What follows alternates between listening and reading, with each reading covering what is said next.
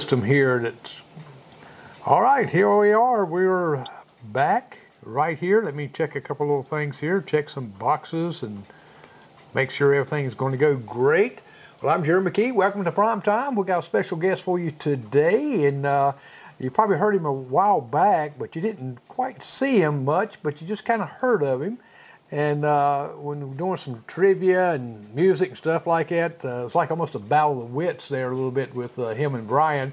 They both just know all kind of music, all kind of people and backgrounds, and it just makes my head hurt just trying to figure it out, but it's some good things. But we're going to be coming back talking with Pat Gwinn, and I hope you stay tuned because we're going to have some great information for you. Some little trivia maybe, who knows? We might throw you something out there. But we're going to go and, let me switch back here where I can see where we're going to go to. We're going to go and let's see a little clip here of one of Pat's advertisements for his worldwide voice that goes all across the United States and around the world, actually. So we're going to talk a little bit about that. We'll be back right after this little message. Coast to coast and around the world, you're listening to the weekly countdown to the hottest in Carolina beach music. Hello again, everyone. It's Pat Gwinn. What an absolute honor to name the latest Legend Award recipient from Pat Gwinn at the Beach and Pat Gwinn Radio. Please welcome songwriter, female vocalist of the year, and one of the signature voices in all of Carolina beach music to our class of 2024, Lisa Hudson. Lisa has written over 100 songs, and out of that 100 songs or more, she's released about 50 or more songs on CDs, with roughly 40 of those charting in the top 5 on various radio charts. 15 songs that Lisa's released over the years have reached #1 in beach music. Please welcome Lisa Hudson, our latest Legend Award recipient from Pat Gwinn at the Beach. Song number 2.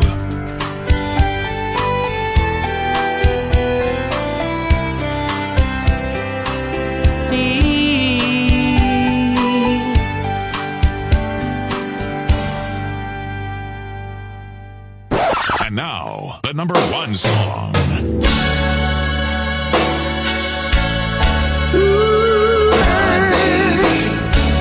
There you have it, the top 10 in Carolina beach music. At #1, Rick Strickland, Joined at the Heart.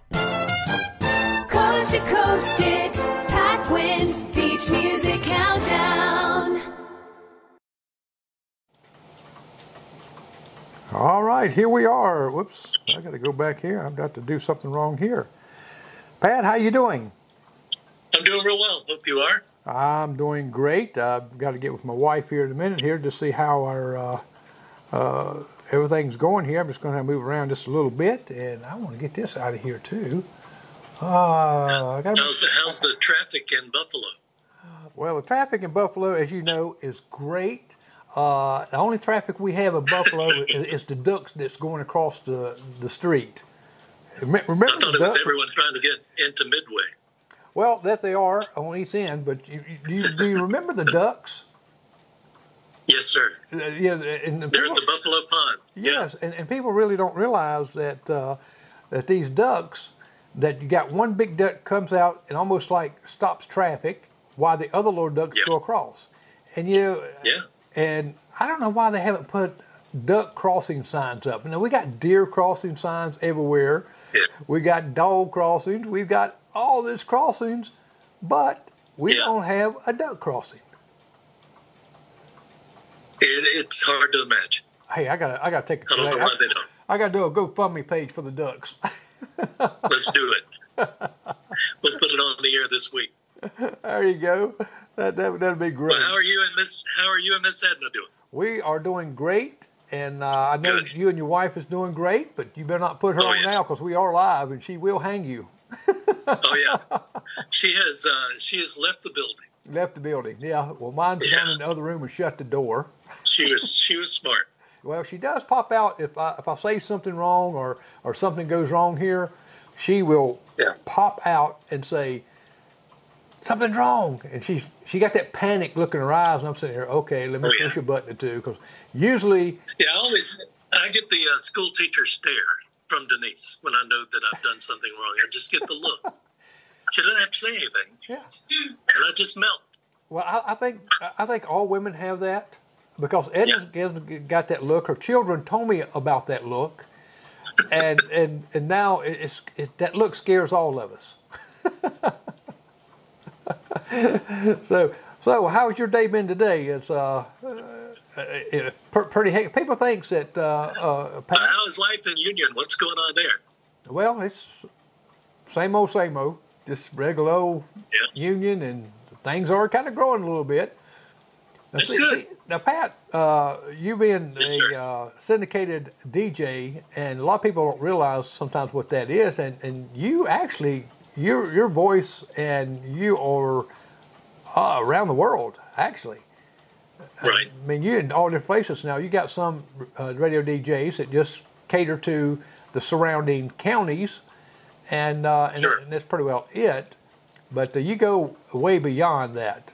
Tell the folks some places that they can hear Pat Gwinn at the beach, and here also we got several different things because you got some other things going on with some soul and some jazz, I think, and so. Well, what we did back in 2001, we started the syndicated show Pat Gwinn at the Beach. We were working at a radio station in the upstate of South Carolina. It was a Friday afternoon, and the guy came in and said, let's liven this up a little bit. The oldies sound very old. And they did. It was kind of like the same 12 old songs over and over, kind of like listening to radio all the time. So we added beach music, and it was something that I really didn't understand or really know, or a bunch of the artists. The first interview that we did was Billy Scott, and that's a heck of a way to start when you have the premier artist who actually lived in Augusta, Georgia, and he drove up to Abbeville. And that Friday afternoon, we talked with him, and from there it grew. Our first affiliate was in Newberry at WKDK with Jimmy Coggins. BCU and Union picked it up not long after that. And over the last 20 years, we've amassed almost 200 affiliates around the country and the world, from London, Toronto, Costa Rica, the Philippines, all over the place. And I think the biggest one is New York City and Los Angeles and Seattle. We're on Atlanta. The list goes on and on. I can't, Denise has a spreadsheet for me to follow to make sure everyone gets what they need.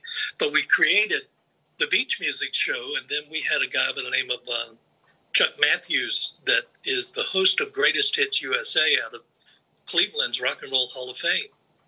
And Chuck called me one day and says, there's a void for soul music. So I have all this extra time on my hands, we created the Soul Vault. It's a 2-hour Stax Atlantic Motown party kind of thing. We have interviews with Temptation, Smokey Robinson, Aretha when she was living. The only thing we're not doing at the moment is country, but don't rule it out. Well, I wouldn't rule that out either because it's kind of hot now. The old country, I kind of like the older country a little bit better. The real country. Yes. I wasn't going to say that, but yes, you're right. And the real country was when Lee Greenwood and Ronnie McDowell came into town to see Barbara Rippey and Doris Addison back at the Old Belt downtown in Smith Drugstore. That was my indoctrination into country music when I was working as a kid at BCU and Union. That was a heck of a ride, and what a great start. Oh, I got to ask you this right here. You talk about that. Yes, you're around the world. You're in the Philippines, stuff like that. Now, do they change your language around when you sound like you're speaking the Philippines? I really want to see how they do that, but no, they just do.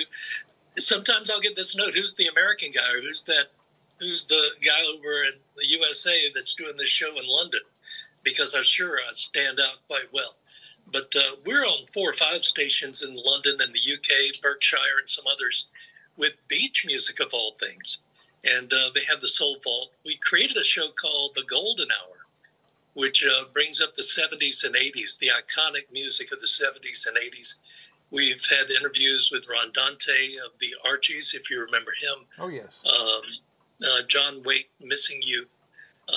Gosh, the list, I mean, I've got a list you wouldn't believe of the people we interviewed. I actually wrote it down for you, but I'm not going to go through all those. But there's some pretty strong entertainers in there that we've had the pleasure to talk to, get to know a little bit, and visit with on occasion whenever they come to town or we go to see them.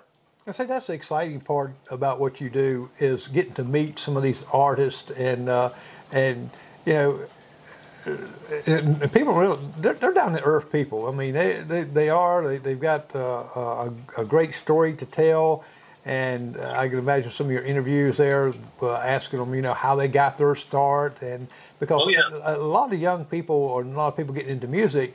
I was up in Nashville this past week and seeing some of the artists, you know, going around with their backpacks and stuff, you know, and singing some of the clubs there. They're after that big break right there. Yeah, you know, Monty Allen, who is from Lockhart, as you know, Monty. Yes. Buddy's son and his mom, God rest her soul. Just Butchie. Wonderful guy. He actually sang at our wedding for Denise and I, and then you go down the road and you see him playing with Alan Jackson, and you say, wow, that's pretty cool. Yeah. I knew him when.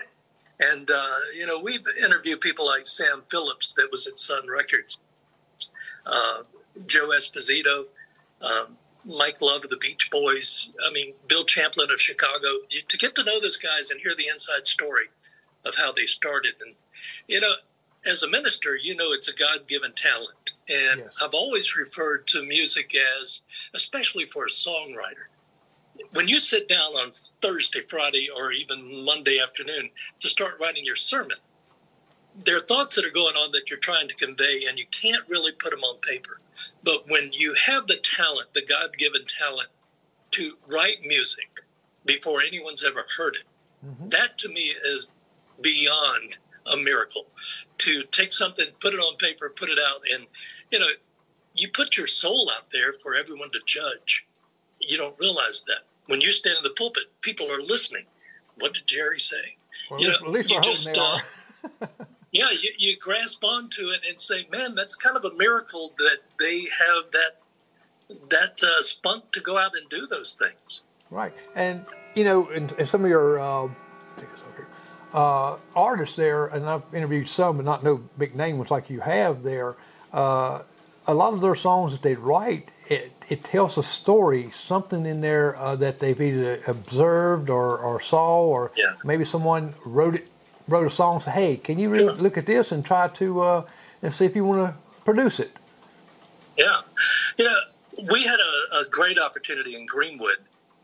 We went back to, Denise and I went back to Meg's house. Meg's house is a home for abused women and children in Greenwood. It's a protection service. We went there to do a thing called In the Round. We did the music night. It was a fundraiser for Meg's house.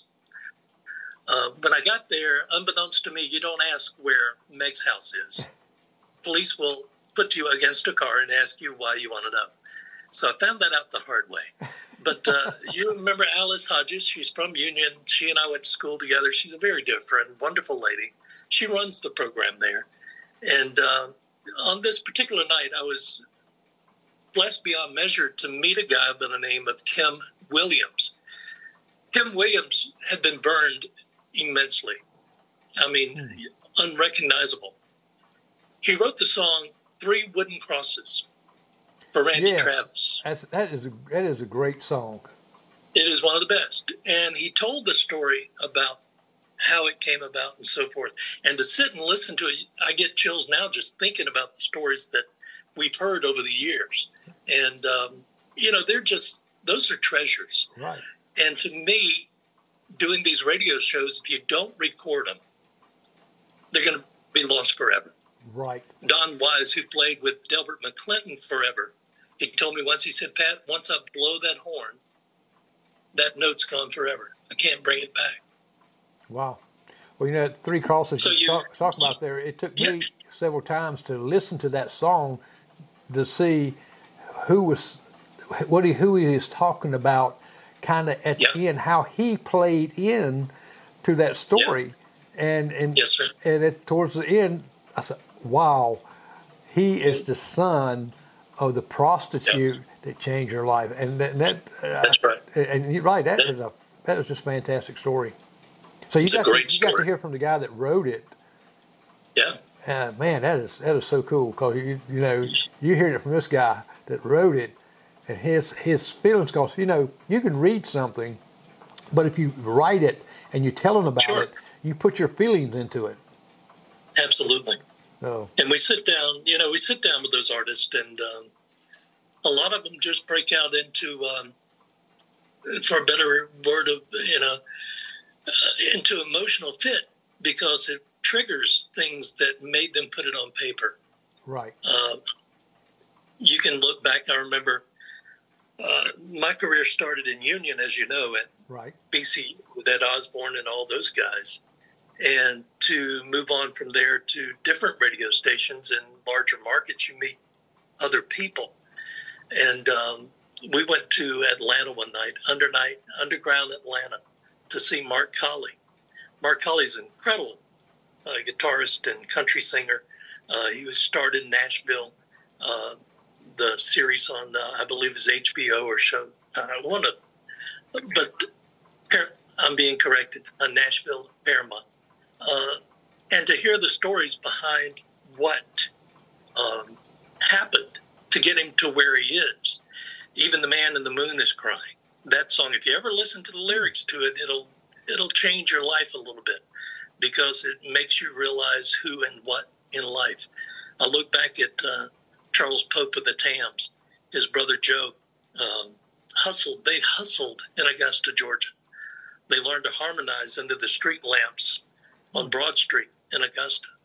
They used to spend their days working in the pool hall as pool sharks. And that's how they made their living. And eventually they got the big break with Be Young, Be Foolish, Be Happy. Right, great and song. that song didn't come easy. They went to Bill Lowry and asked Bill to let him record it. He says, you don't want to do that. It's been done 2 or 3 times. It has no legs.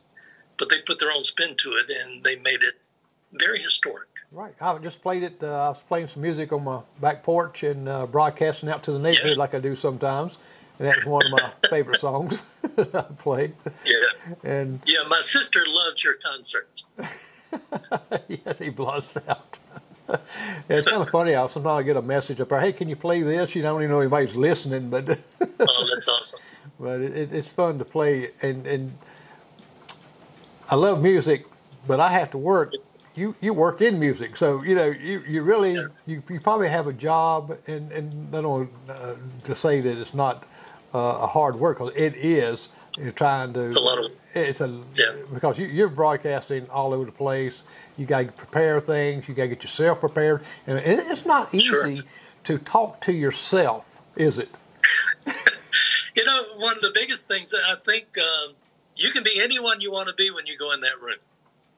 Yeah. Think about that a moment. You go into that 10 by 10 room or whatever size it is. It's you and the microphone. You picture one person, and that's who you're talking to for the day. And you can cut up. You can have fun with it. You can be serious. You can take it to heart. But the best thing that you do by the end of the day is make a friend. And, today Eddie Floyd celebrates his 84th birthday. And Eddie was one of the best interviews we ever did. And I look at the life of Jeff Cook of Alabama, people that we knew, people that we hung out with at the Alabama Theater. And it just, if you love what you do, you never work a day in your life. Yeah, that's true. That's what they said. Yeah, that's what I feel like. Even though I get up very early in the morning and I'm in there late at night, it's still a labor of love, I guess. Yeah. Well, yours, most DJs in the radio station, what is it, 3 hours or 4 that usually they're... It really depends on the market. For example, I'm on every day in New York City. I'm on 95.1 WOLD in New York. I'm on from 10 until 3. In South Carolina, I'm on 10 till 3. I know you're saying, how do you do that? On Carolina Gold, 93.7, 93.9, 106.3. Technology is amazing. I can do a radio show in New York in a matter of 20 minutes, and it'll fill in 5 hours. Back in the day when Carlisle Henderson and I were there, or Jack Roper and the other guys, we had to literally sit in that room for those hours. But I guess the normal now is 3 to 4 hours. Okay. Well, that's what I was saying. Some that goes on and have their live shows.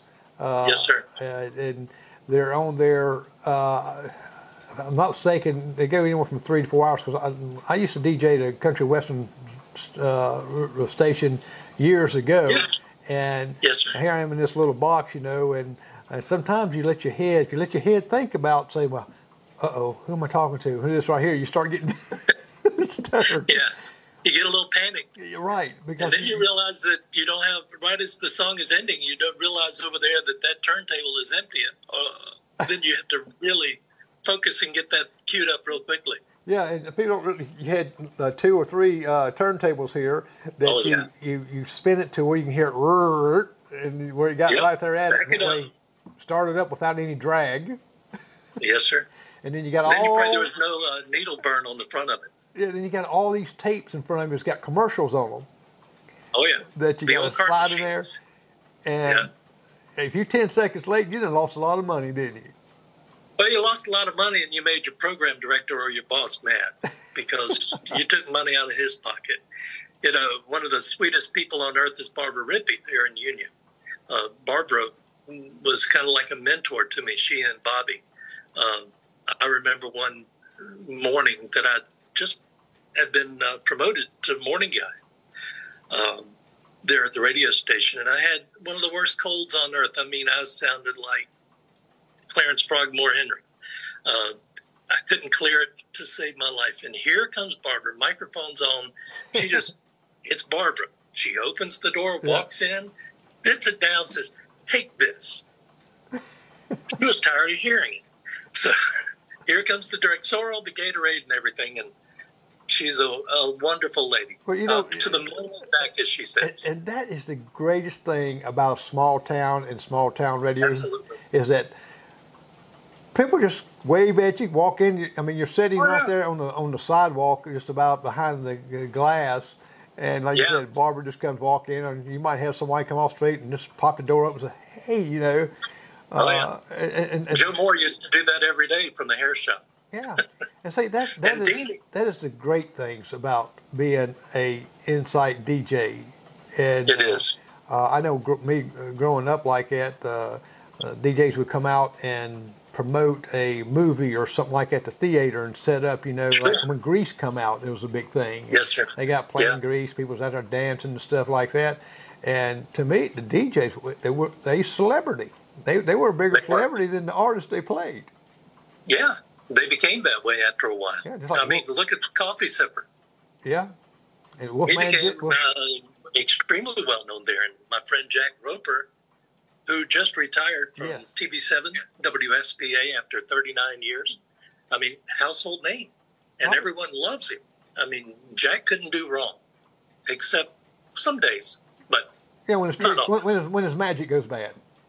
Yeah. Or one of his jokes goes bad. Yeah. There were a few of those. Yeah. Well, you had like Wolfman Jack went on, Casey Kasem, you had Dick Clark, then the Soul Train come in and all. Yes, sir, Don Cornelius. Right. Now, you got a Soul Vault. What are some of the songs and some of the artists that you got on your show there with the Soul Vault? The Soul Vault is a 2-hour show that promotes Motown, Atlantic, Stax, Chess Records back in the day. Stax Vault story is pretty incredible. The music of Wayne Jackson. People don't realize that he and Andrew Love were part of the Memphis Horns. Those two guys played on 33 of the top 100 songs of all time as horn players. He wrote a book, and I have it in my office. In fact, it's in the Spiral. It was before it even went to press. He had signed it and sent it to us. Some of the background stories of babysitting Elvis and those kind of things. I'll have to share that book with you one day. Babysitting Elvis. Oh man! But we featured a lot of that stuff, and one of the best interviews we ever had was with Wink Martindale. All of us remember Wink from the game shows, but Wink was an incredible DJ out in Los Angeles. He was one of the guys that helped discover Elvis. He actually went to the theater that night the first time that "It's All Right, Mama" played. Elvis was terrified to hear it, so he ran to see a Western double feature, sitting in a theater, and Wink Martindale goes up and down the aisles looking for him. And they take him back to the studio, and he had his first ever live interview that night there on the radio station in Tennessee. See, I never knew Wink Martindale was ever a DJ. I always thought he was the host of the game show, and that was it. Never knew that. Yeah, Wink Martindale actually is the host of the History of Rock and Roll. It airs on about 100 stations all over the country. Wow. He's on every weekend, all over the place. He's an incredible storyteller. Was not Chuck Berry. What is the guy who was on the Gong Show? Oh, Chuck Barris. Yes. I don't know if he was a... Yeah. He did that little dance. Yes. I think it's Gene the Dancing Machine, wasn't it? That's it. Mean Gene. Yeah, but you know... but the Soul Vault, we featured the OJs, the Spinners. We've had interviews with Smokey Robinson, more of the Motown artists that we have archived interviews with. Russell Tompkins Jr., we talked with him on occasion. God rest his soul, Cuba Gooding Sr., the main ingredient, lost his life. And we had all those guys on the show, and we archived tons. I mean, if we get on the phone with someone, it's getting recorded, because somewhere down the road we can use it. And it's just hard to believe that some of those people are gone now. What is one of your most exciting interviews that you've ever done, you know, that really just got you pumped up, that I can't believe I got this interview? I think it was Bill Champlin with Chicago. He talked about leaving the group Chicago. He and Dave Foster, the Dave Foster, the Grammy Award winner, talked about their years there with Chicago and working with Earth, Wind, and Fire. People don't realize Bill wrote the song After the Love Is Gone for Earth, Wind, and Fire. Maurice came in, heard the cassette tape, and said, "What is that?" He said, "I just finished it." He says, "Well, if you don't release it, I want it." And, there's some great stories about life on the road that you can and sometimes you can't tell. Right. Especially in the bigger markets. Bill Champlin was a great one. Bruce Blackman is a lot of fun. You remember Moonlight Feels Right, Starbuck, 1975, 76. You'll have to ask Brian. He probably knows the whole history behind it. He knows all about it. But, this guy is in his late 70s and still recording music and putting out hits in the beach music market.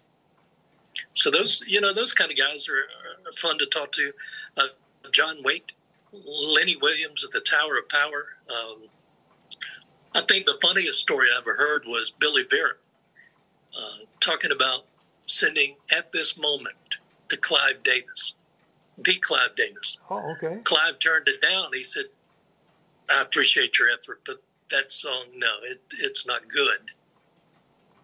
Little did he know it would turn out to be At This Moment with Family Ties and the history from there. Oh, right. Yeah, that's a beautiful song. Oh, it truly is. Yeah, I bet some of these artists, even the big artists like that was presented with some writings of some music, I bet that they, when they turn it down and then turns around and comes one of these big hits, I bet they just say, "Oh, why did I do that?" What was I thinking? Exactly. Yeah, I think Dolly Parton had quite a few like that. Yes, sir. Absolutely. But you've talked to a lot of great artists, and some of them sorry they left this world here. And that to me is some great times that you've had, that recordings that you've archived. You say, well, I might need this one day. Absolutely. That you can go back and say, I talked to these people. I guess the biggest interview that I had that I really loved was Air Supply. Oh, absolutely. And that was, and the funny thing with that,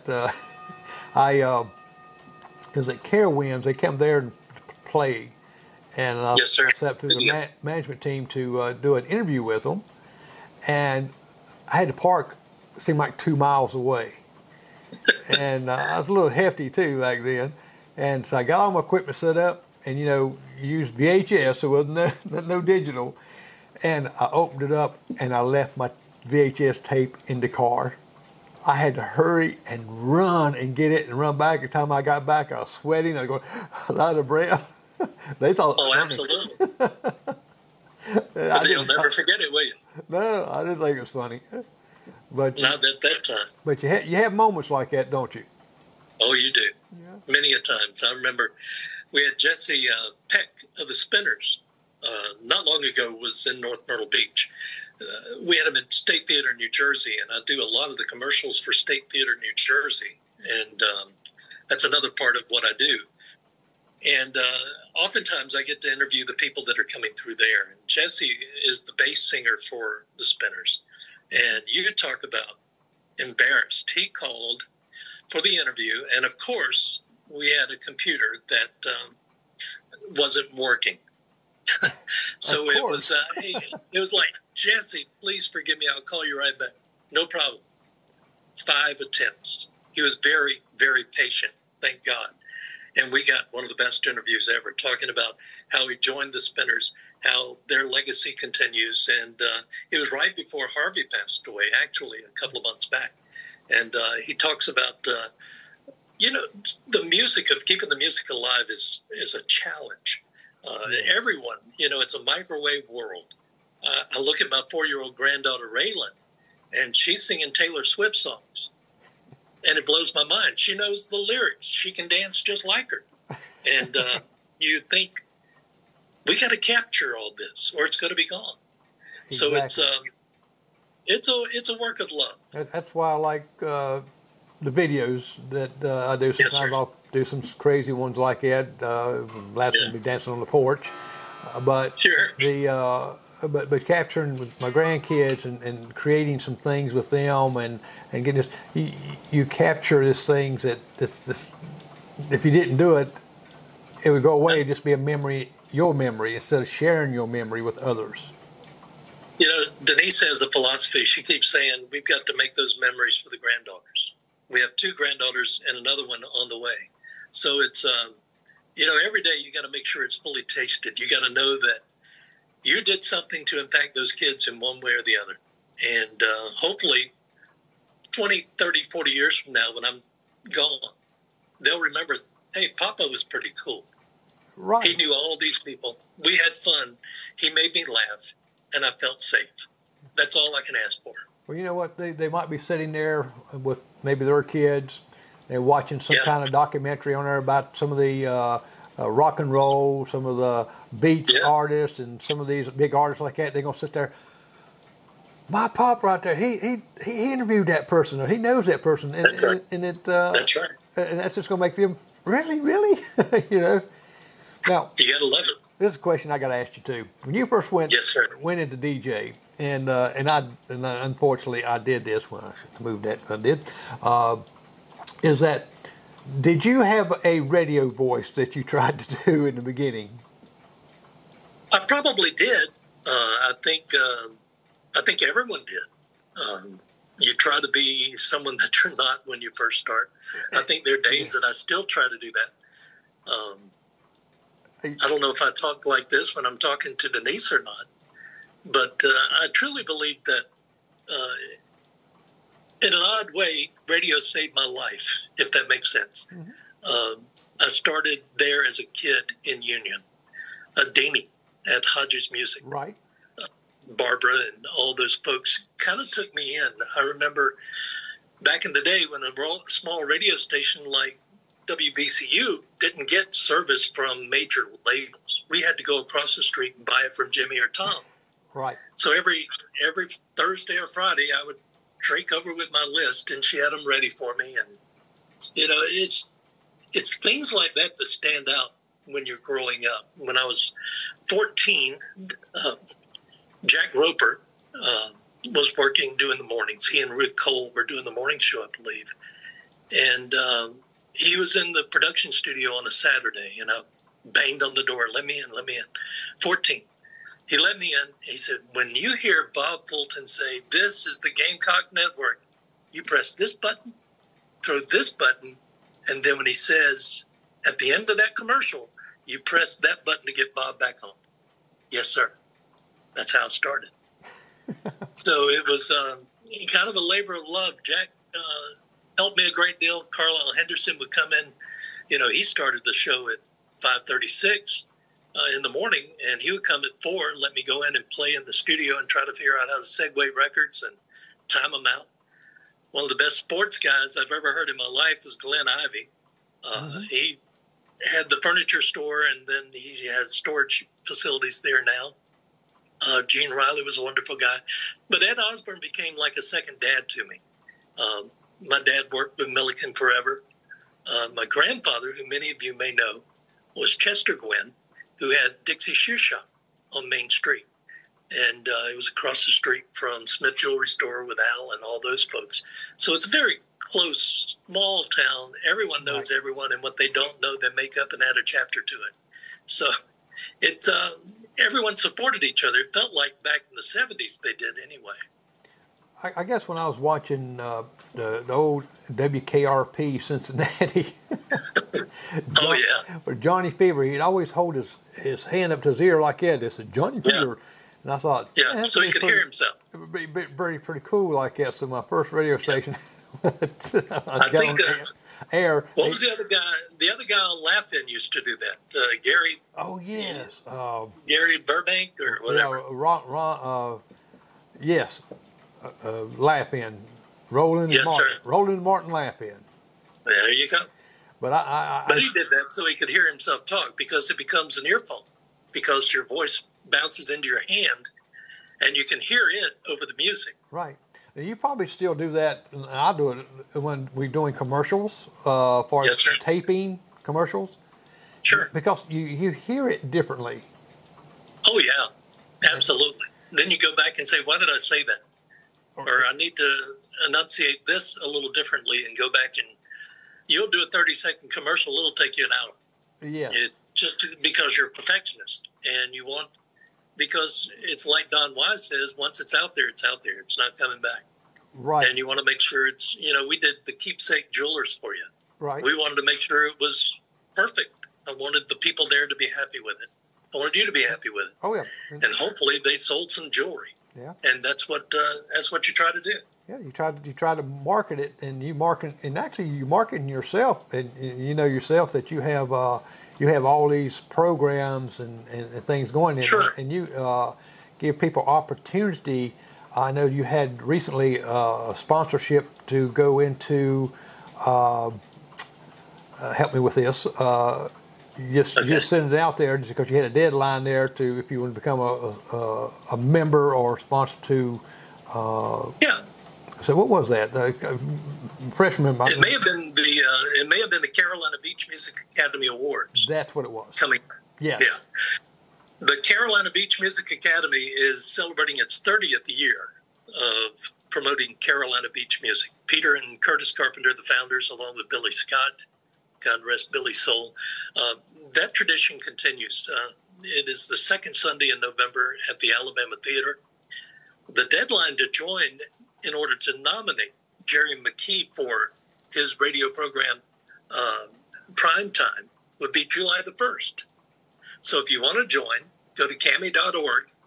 There's a category there for different programs, and I think one of the categories is live broadcast. You could nominate Jerry McKee as Prime Time, and if enough nominations are there, it'll be voted on in August, and the winner announced in November. Wow. I was pulling up here something you sent me here. Support your favorite artists, bands, DJs, venues by joining the Carolina Beach Music Academy. The 30th annual, actually. Yes, sir. It's been going on 30 years. And now this is going to be at the Alabama Theater at Barefoot Landing? Yes, it is. Okay. Now, what will they have there at the theater? Will it just be like an awards, music awards nomination? It is a music award. It's a music award show, but at the same time, you'll have different artists. For example, Gary Lauder and Smoking Hot will be playing the Band of Oz, Jim Quick and Coastline, and the list goes on and on. In between some of the announcements, it's a virtual who's who of beach music there to showcase their talent for the people that joined the association. I was very honored this past year to be named to the board of directors of the South Carolina Entertainment and Music Hall of Fame that's based out of Greenville, South Carolina. Okay. We held that event at Furman University at McAllister Auditorium. Josh Turner, the country superstar, was inducted along with Dr. Mac Arnold, Jane Robelo of TV7. Faye Chrisley was inducted into the Hall of Fame for her part of Chrisley Knows Best. So it's more than just beach music. We tried to encompass anyone that's involved in entertainment in music statewide. And that's a new thing that's going on. Dr. Godbolt is the CEO. Roy Costner, who runs a lot of the county liaison with the governor's office. And it's a state-sponsored event. And Justin Williams is the director. And it's an incredible program. And hopefully you'll get more information on that as time goes on. And next fall, we'll be back at Furman and put on another great show. Now, this is being held the 7th through the 10th. So that's a few days there, isn't it? Yeah, the Carolina Beach Music Academy Award Show, that goes on for 3 days. It starts Thursday night with the some of the first bands playing at Fat Harold's, Ducks, and all the legacy theaters down here. But the actual award show is held at the Alabama Theater on Sunday at 3 o'clock. Oh, at 3 o'clock. So there's a lot of partying and adult entertainment going on all weekend long. Okay. Well, yeah, that would be nice to. Will it be live streamed? I think there's on occasion they do that. Fred Shaw out of Florence handles the media part, and I know that some of that could be live streamed, and I'll reach out to the people and see if we can get you in there to do that. Hey, that'd be great. Yeah, that'd be great. Now you have another one here, Our Northern Soul Journeys, Book 3. Yeah. Let's talk about that a little bit. Yeah, I've got a lot of free time on my hands. As you can tell, Denise is laughing in the background. This is the third book will be coming out in December. I was fortunate to meet some people in the UK and Australia. And I wrote about the experiences of working with soul artists like James Brown and Leroy Harper Jr., Fred Thomas, all those guys that actually played with James Brown. The stories that they could tell would blow your mind. But we put all that in writing, and we included it in those books. We did the stories of Russell Tompkins Jr., some of the other soul artists. We did an outline on the Chitlin circuit with the information that Billy Scott gave us. That was in book number 2, along with kind of a bio of all the work that I do. Book number 3 coming out is going to be our top 50 of all time of beach music and soul music. It will have a story behind each one of them. And, you know, there's a radio station down here that I scratch my head with a lot. And I won't mention any call letters.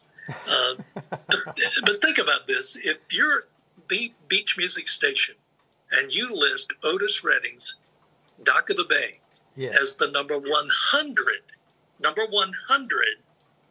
beach music song of all time, I think it's kind of not the way it should be. So we're coming out with one that's we think is, you know, we all have opinions. You know what they say about that. We have 2 elbows. Exactly. But I think that it was kind of skewed with some of the local artists being involved in it. So this is more of a national, international top 50 that we're coming out with.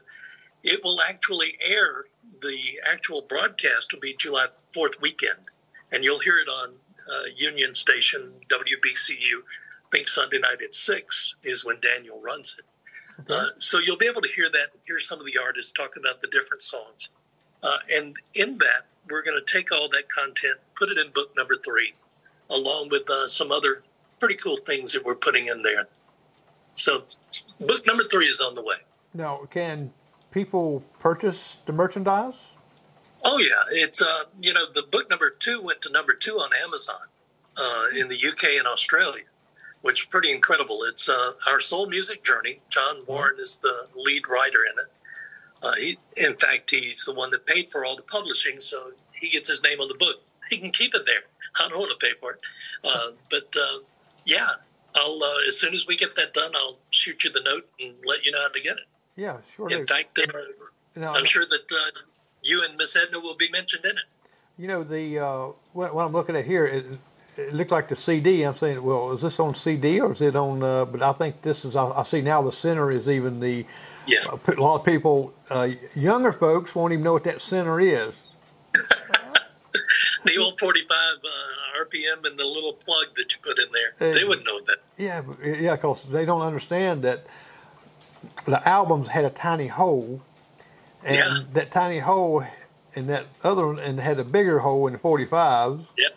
So you had to put that in there unless you had the big spindle that set over top of it was round that would open up and go, they just missed all this stuff, didn't they? Oh, they missed all the fun. and the sound is totally different. Oh, yeah. Vinyl is absolutely amazing. It's much richer. It's much warmer.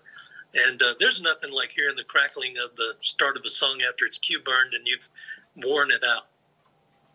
Right. And you get, there was a couple songs out. I think I heard it on 101.1 one time. It's that it starts out with a guitar playing, but you hear it like that. Yeah.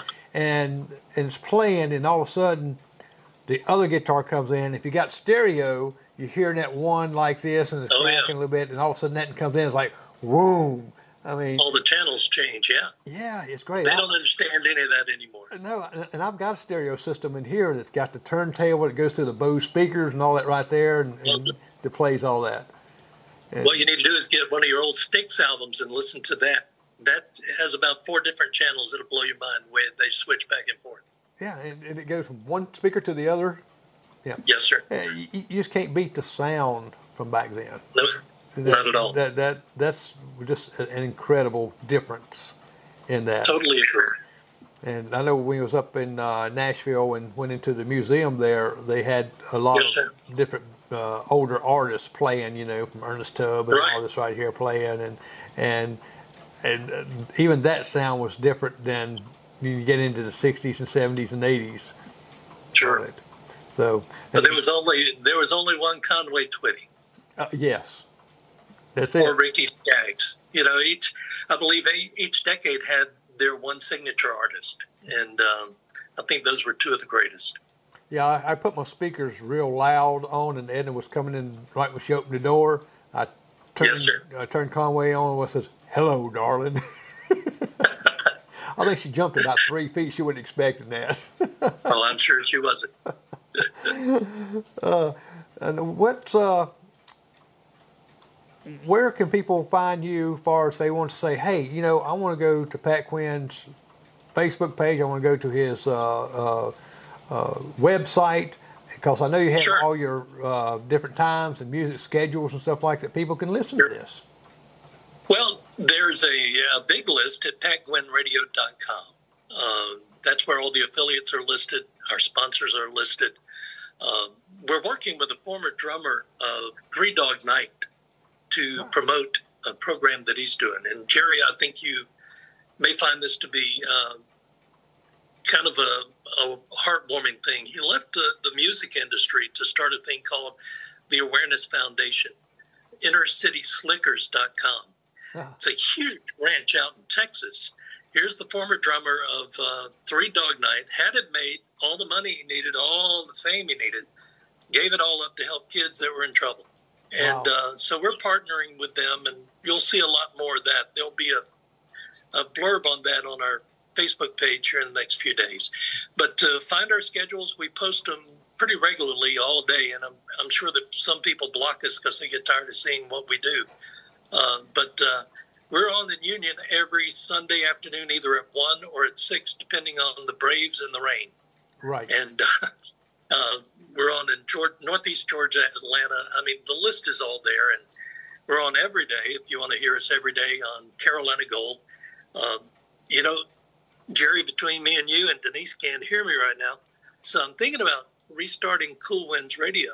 So there's another outlet that'll be there all the time. So, and she just came around the corner with that look. So we're going to probably have to leave that alone for a minute.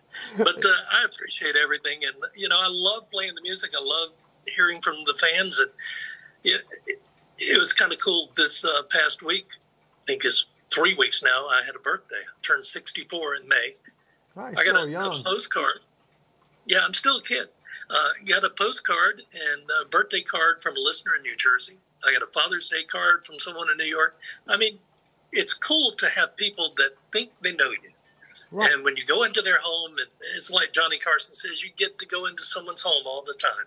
You don't know what they're going through, but maybe you made them smile that day. Right. And that's what some of your music triggered something back in their days that just made them happy. And myself, try to make them. When I hear music, sometimes it'll just capture and make you do some crazy moves. It does. It does. You just pray they're in the camera run. Hey, since you do all this music and you're playing all this music, all right, how's your dance skills? Oh, they're horrible. Pat does not dance. Absolutely do not dance. Well, I think there are 2 or 3 photos of me on Facebook where I'm standing there and Denise is just going around me. Well, I figured that you would be an expert in shagging. No, sir.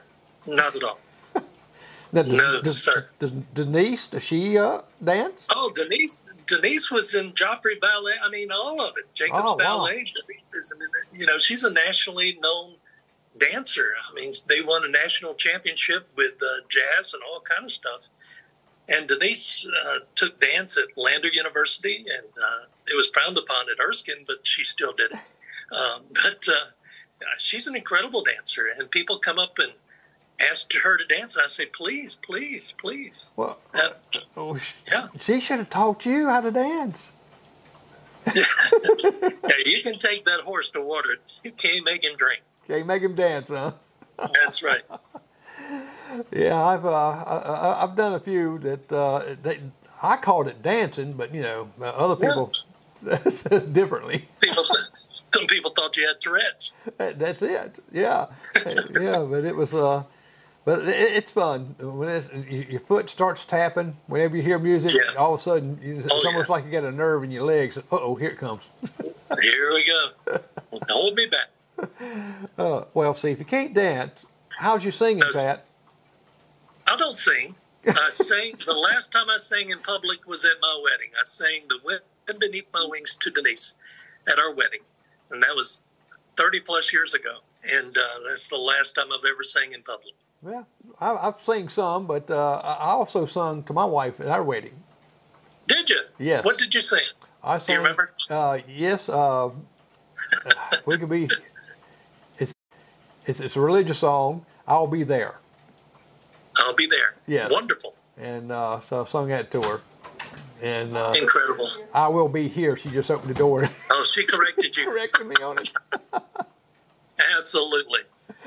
You and I are very lucky to have women to keep us in place. Exactly. Sometimes we'll judge artists a lot of times when they get up. That's why I like the voice where they don't see the artist. And it really surprises me to try and see what the person looks like. And I tell you what happened was the Jelly Roll. Yes, sir. Incredible artist. For country, I'm looking at him and says, what? This guy's playing country? No way. And he sung that song, Save Me. Yes, I said, oh my goodness. And when I first heard the song, I said, who sings that? What? Yeah. But and he's got an incredible backstory as well. Yes. He overcame a ton of addiction, a ton of issues in his life, and he's turned it around. Yeah. And music is a big part of it. Yeah, he was in Nashville the week we was up there.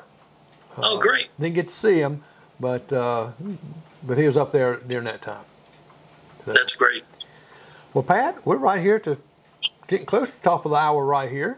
And yes, sir. I really appreciate you coming on and talking with me. Oh, you're welcome. I love hearing Anytime. Love hearing the stories and all, because you got a vast, all these years that having a job you love, and it's like Hank Parker was telling me, he's a national fisherman, bass fisherman, and he told me, he says, you know what, he says, I have the best job in the world, and because that's all he's done, has been a professional fisherman, and yes, sir.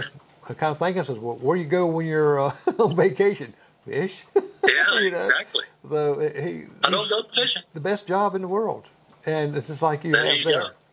and the meeting all the people that you meet. I mean, that's.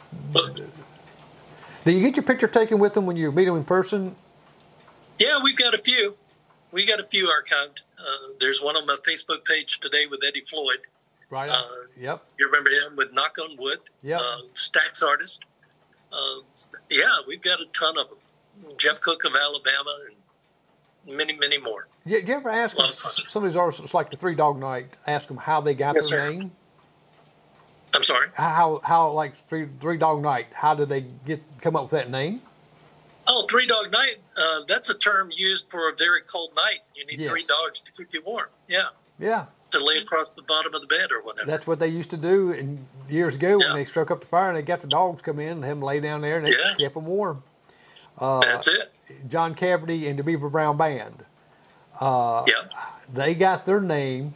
They started playing real good, and they said, well, we got to come up with a name.